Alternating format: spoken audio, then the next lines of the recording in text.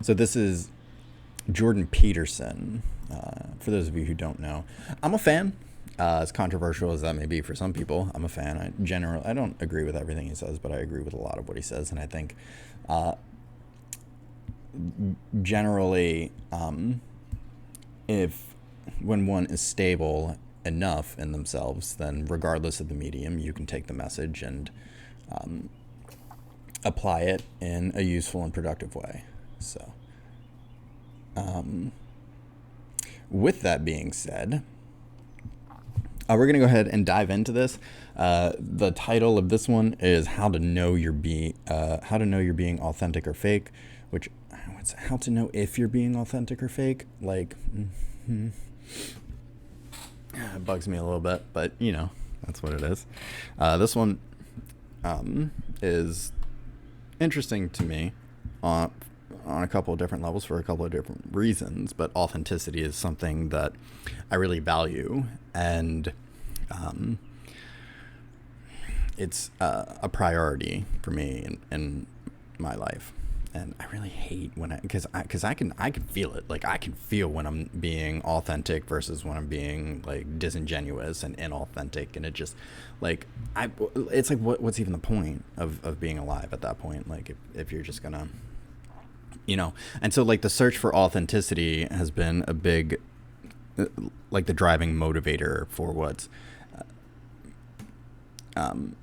fueled my interests, right? Because I don't play a lot of video games, and I don't go out, and I don't do in my free time I think about shit like this, right? Which is why I have this one loaded up, and to be honest with you, I don't even know if I've heard this one. I probably have. So but we're gonna see it. It's almost like every time you listen to it, you can pick out something new. So I don't know if this is like a pure reaction or what, but we're gonna get into it and we're going to find out. So this is Jordan Peterson, how to know if you're being authentic or fake. Now, how would you detect your own inauthenticity or your own incongruence? Ooh, incongruence, that's a good word. I like that one. Well, Rogers had this idea that he called subception, which was maybe something that you might regard as a sixth sense. It's sort of like propriocentric perception. And that's propriocentric. Let's write that down. We can't forget to have our handy dandy notepad and pen when we listen to Jordan Peterson, because there's always something. It's kind of like listening to a Tool song. There's always something to learn from it.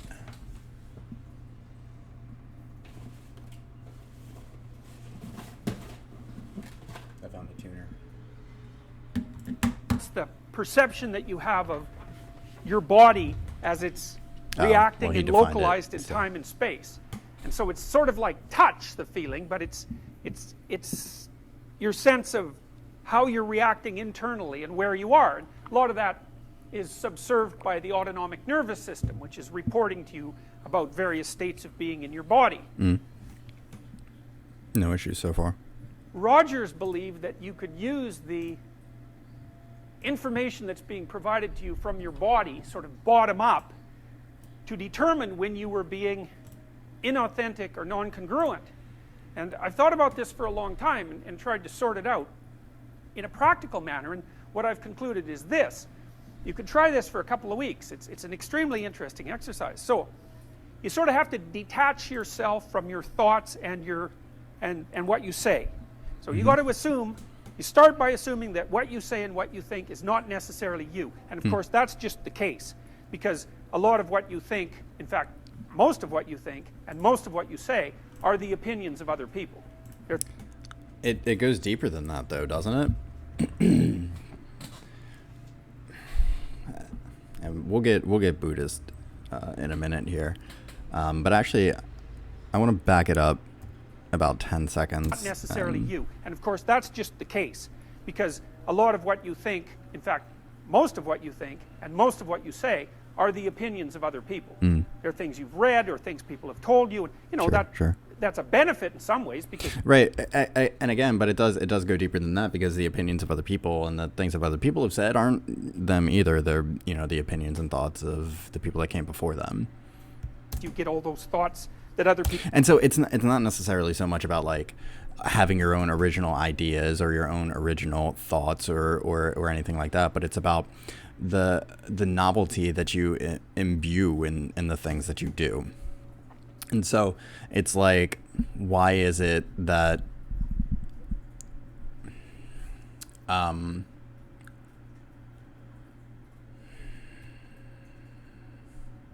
nope, drop that one. So we'll keep going. People have spent a long time formulating, but it's a disadvantage in that it's not exactly you.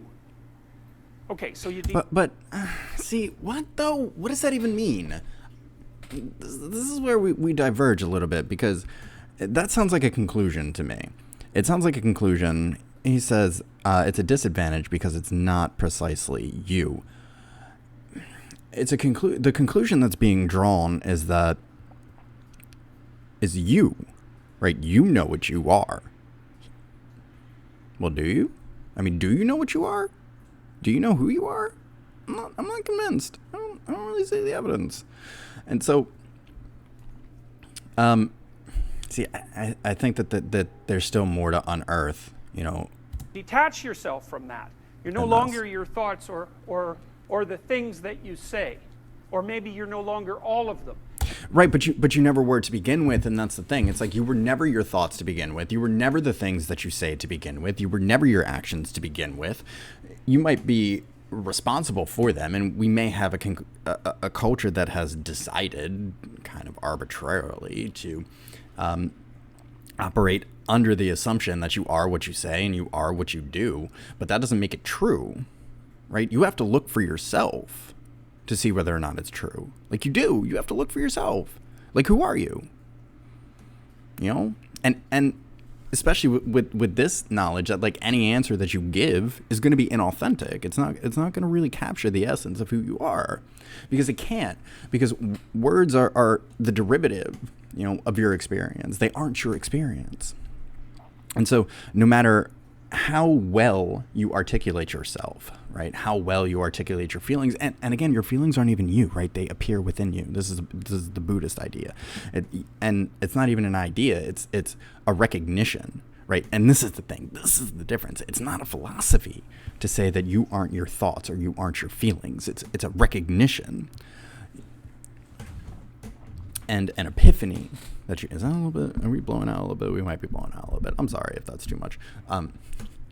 But you aren't your thoughts, you aren't your feelings, you aren't your behavior, you aren't your, like, you are, in Buddhist terms, the space that gives rise to all of this. And even more fundamental, the beingness, you know, that exists within that space.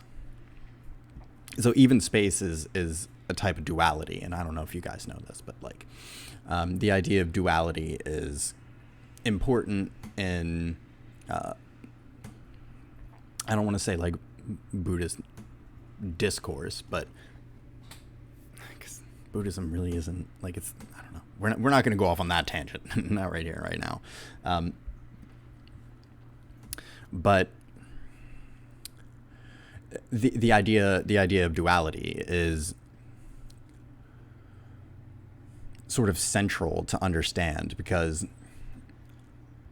in a sense, duality is the biggest barrier to your own enlightenment, right? As soon as you identify as, you know, I am this, I'm a man, I'm a woman, I'm an American, I have a Chinese daughter, like, don't, like, but as soon as you take any sort of identification, right, your conscious presence has subjected itself to a limitation, which, if you're aware of it, is fine. There's absolutely no problem with that, and it can be a lot of fun. But the issue arises is when you're unconscious of the fact that that's not actually the case, that you're not a man, you're not a woman, and you don't actually have these things that you think that you have. You get into a lot of trouble. Like, you start wars, and you destroy lives, and all of these things in the process of trying to assert that your ideological identity is what you are and not a mask that you wear. And now what you're going to try to find out is which of your thoughts and things that you say are you, and maybe so you can not utilize the rest, or maybe so that you can correct the rest, because they're not representative of yourself. As okay, see, but here you're talking about two different things, my man. You're talking about two different things, JBP. So you said find out which things are and are not you, so that you can correct the ones that aren't, to have a more accurate representation of yourself. Well, okay, are the things you, or are they a representation of you? Because those are two different things, right? Are you, like, if you were to take a picture of yourself, are you the picture? Or is the picture a representation of you? Obviously, the picture is a representation of you from a specific point in time. And it's inaccurate. I really like that word. I've been using it a lot. I've been playing chess, and so the idea of inaccuracies are moves that like slightly worsen your position but aren't overt mistakes, right? Anyway, I digress. But it's inaccurate to say that the picture is you. It's more accurate to say this is a picture of me. And so it's inaccurate to say that, you know, these feelings, these thoughts, or whatever are me. You know, it's a little bit more accurate to say that it's actually probably the most accurate to say that these things appear within me. That's probably the most accurate way to say it, if you're going to try and put it into words. Which you should only do if you're a streamer or you're making YouTube content. As an integrated being, they don't take everything into account. My sense has been that you can tell when you're saying something that's not authentic. Absolutely. By feeling out whether or not it makes you weak or strong. Okay. Now, you know, sometimes... So, I want again, I know we're going to stop a lot, and this video is going to be a long-ass video. I don't give a shit, and you shouldn't either. Okay? We're here to have fun, we're here to learn, and we're here to reinforce our identities. We don't want to do that. That's not what I'm going to do. Damn it, now I forgot why I stopped. When you're feeling out whether or not... tell when you're saying something that's not authentic. You can tell. By feeling out whether or not it makes you weak or strong. See, and again, like the language here makes it sound like the feeling out is something that you, as your identity, have to do, when that's not really the case. Again, the feeling as to whether or not something is authentic appears within you, right? And so when you say something that's inauthentic, there's a sense of dissonance, right? There's a sense of dissonance, and I like that word too, or discord. It's like there's a sense of tension, and it's like if you're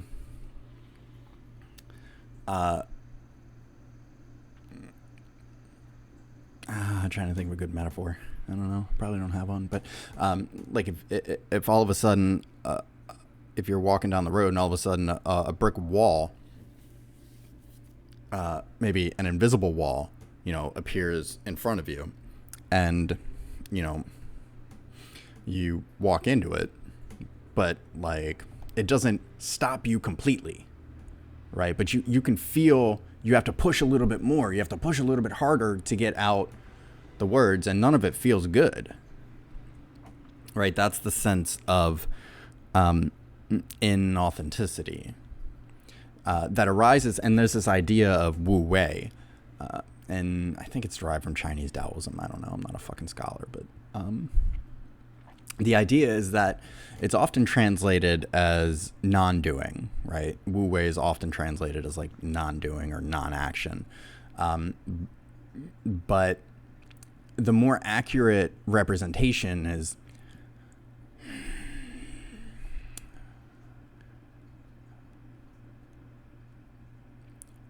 don't force. No force. And you can feel when you're trying to force something. You can feel when it doesn't feel right, but you go ahead and do it anyway, usually it ends up in, a catastrophe of, the intensity varies, but it's usually a catastrophe. Either you cause some type of pain to yourself or to someone around you, or whatever. Pick a thing.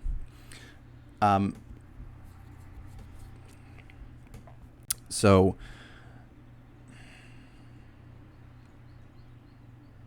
damn. Now, sometimes when you're conversing with people, you can say something that embarrasses yourself.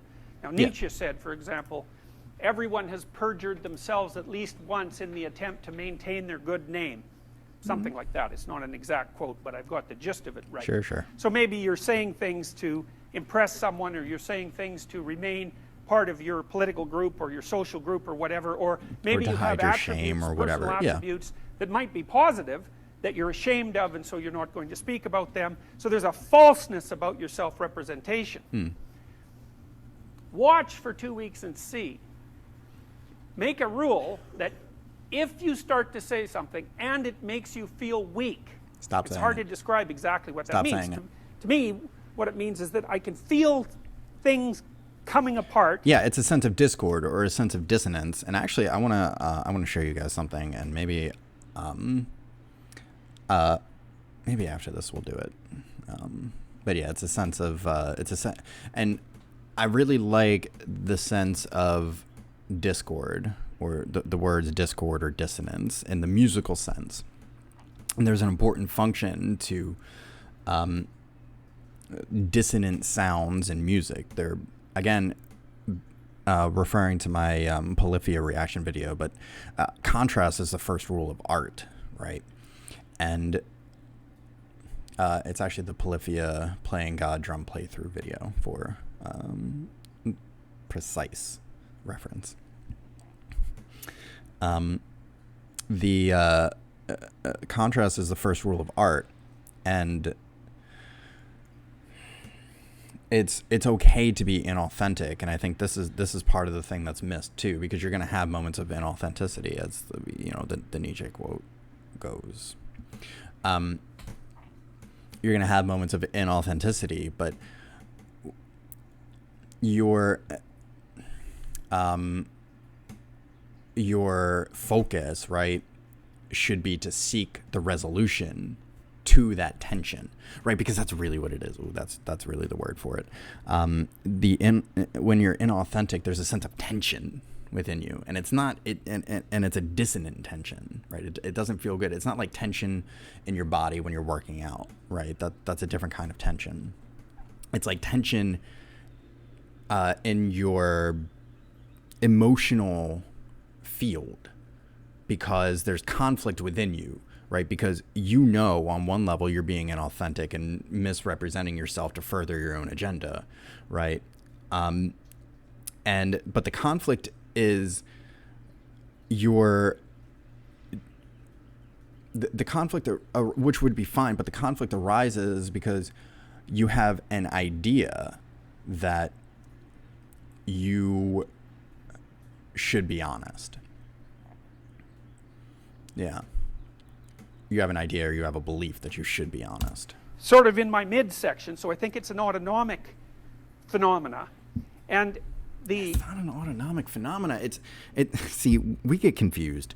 Like, we're really confused about what this thing is.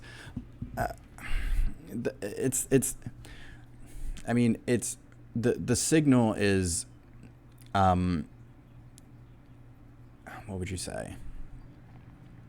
Triggered within the autonomic nervous system, you could say. But it's not an autonomic phenomenon, right? The phenomenon, it has to do with identity. That's the phenomenon. It's you identify as someone who wants to be perceived a certain way, and internally you believe, right? The dissonance comes from the fact that you're not that way, and so it's the tension between your awareness being identifying as who you want to be projected as, and who you really know yourself to be, that tension in your awareness reverberates through your autonomic nervous system and sends the signals back to your brain, which are then perceived by you as the consciousness. The subjective sense is of falsehood. It's like I've just stepped off the solid ground and onto something Yes. that doesn't support me well. Yes. And it feels like a self-betrayal. So that's Yes. existential inauthenticity. You can feel it right away. Yes. And then the rule is, shut up. Yes. If that happens. It's such a good rule. It's such a good rule. Like, don't compromise your authenticity. Like, just shut up. Like, just shut up. There's a reason they say silence is golden. Shut the fuck up. Just, like, be quiet. And, like, just, like, sit in your nut. Like, just stop. You know what I mean? You know what I mean? Stop talking. Stop and then talking. feel around and see if you can find. Yeah, and so this is something that I kind of do naturally that I didn't really realize was a thing, is that, like, I hate feeling disingenuous or inauthentic. And so, like, I don't know. I mean, you guys probably don't know this about me, but I, for a while there, I was a substance abuse counselor, and running groups is, like, one of my favorite things to do. And I was really good at it. But I think one of the things that made me so good at it was that I refused to compromise my authenticity. And so a lot of times this would manifest as, like, somebody would ask me a question, and any answer that I tried to give automatically triggered that feeling of inauthenticity, right? There's a different word, but of feeling like disingenuous. And so I refused, right? I refused to answer. You know, sometimes for, like, over a minute, I would just keep quiet, shut my mouth, keep silent. And, you know, what's interesting is that because the search was genuine, right, for my own authentic response to the question, but because it was genuine, there, like, you can feel it, right? When you're having a discussion with somebody and you're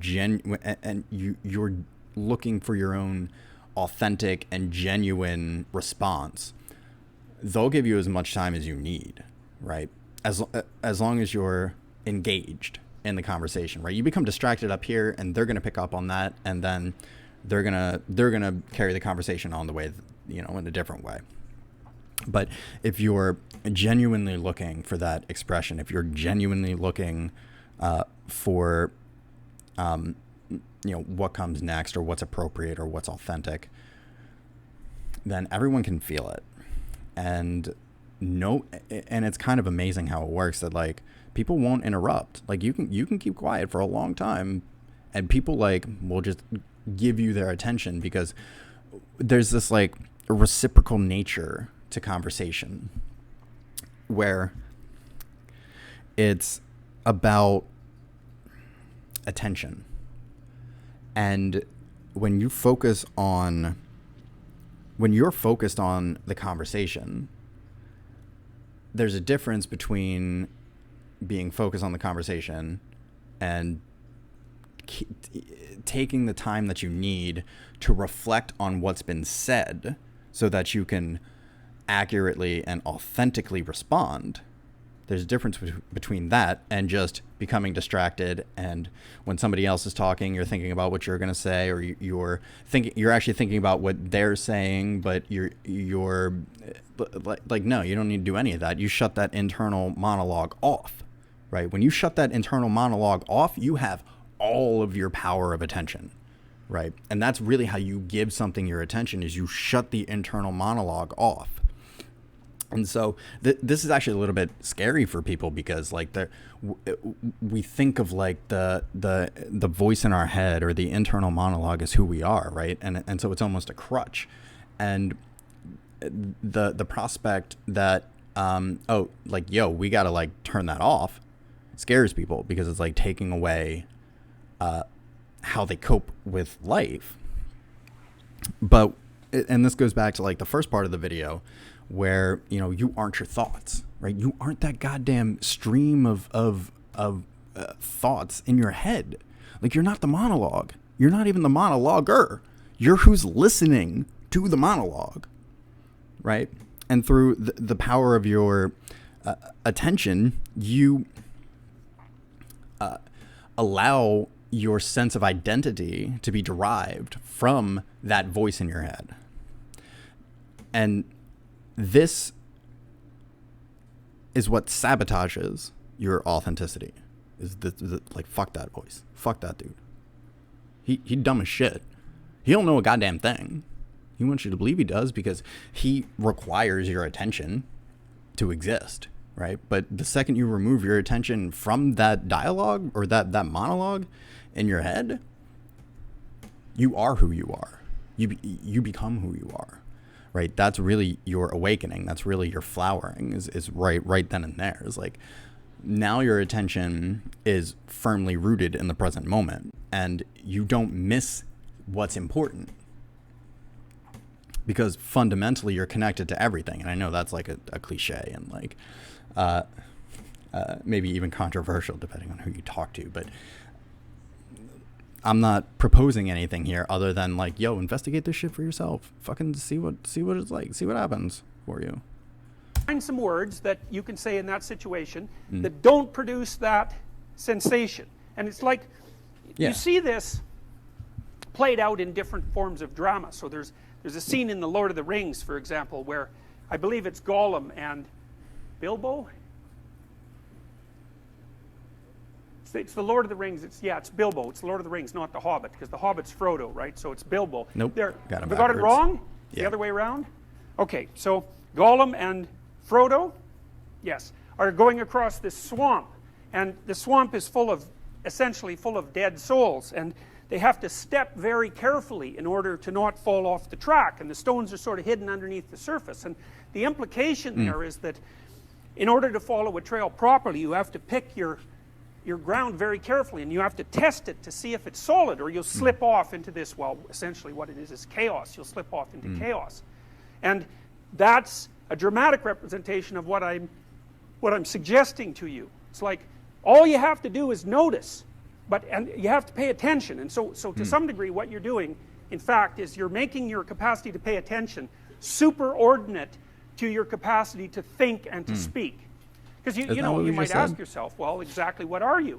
Well, I said you can identify yourself with your intellect, and that's very, very common. It's sort of like the worst sin of intelligent people. But that isn't all you are. And there are lots of reasons for making the assumption that attention is a higher order function than intellect. Sure. Because attention is what teaches intellect. So if you pay very, very careful attention to what you say without having without bringing the automatic assumption that what you say is you to bear on the conversation, and then also to feel like you have to defend it once you say it. Okay, so I want to let this go a little bit longer, but I do want to talk about, because this is something that we hear a lot too, is like pay attention. Well, what does it even mean to pay? And we alluded to it already, but like, so to pay attention to what you say, what does that really mean? Say it. You'll find very rapidly that very much of what you think and say has absolutely nothing to do with you. It's the dead souls that are in that little scene that I described to you, sort of manifesting themselves in your head. They're dead ideas that other people have created, and some of them might be applicable to you.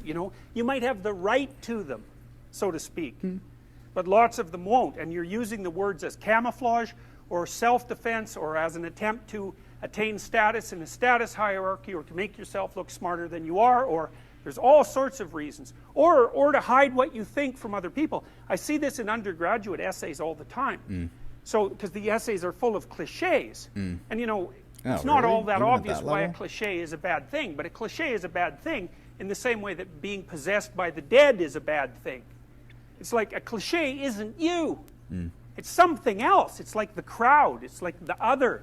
It's not living. It has nothing to do with you. And part of the reason that students use cliches is because it's easier than using your own genuine creative formulation. So easier. Ooh, no. It's not easier. It's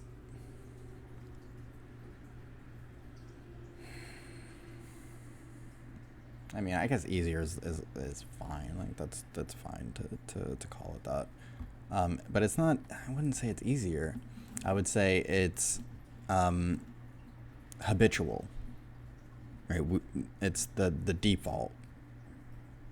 In the same way that like it's really not easy to live life identified as yourself, right? It's much easier to live to just live life. You are life, right? But the habituation of identity is what we're used to, is what we're taught, and it's kind of like what our culture runs on. And so there's a lot of momentum behind it. And so it's not easy to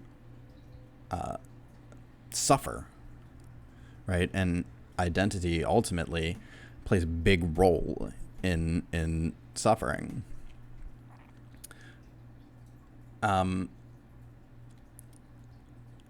But it's the game that we're playing, right? Identity is the game that we're playing. And okay.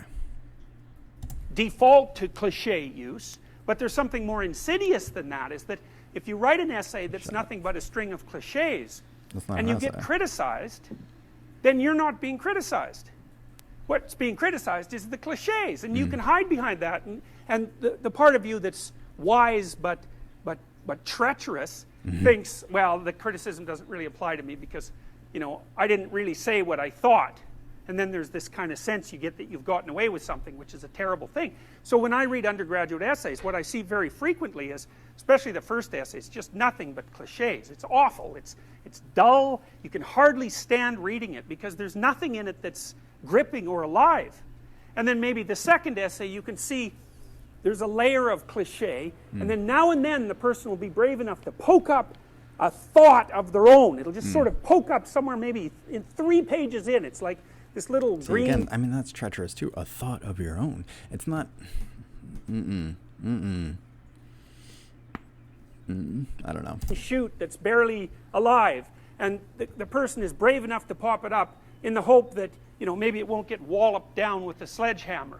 And so one of the things I try to do is to point that out. It's like, look, this is something, there's a real thought here. It's a real original thought. It's something that you have the right to, because it's derived from your own experience and your own knowledge. And you formulated it in an original and compelling way. But the problem with that is that if you get criticized for that, you're just going to pull right back into your shell, right? Because that hurts, because it's actually part of you that you've exposed.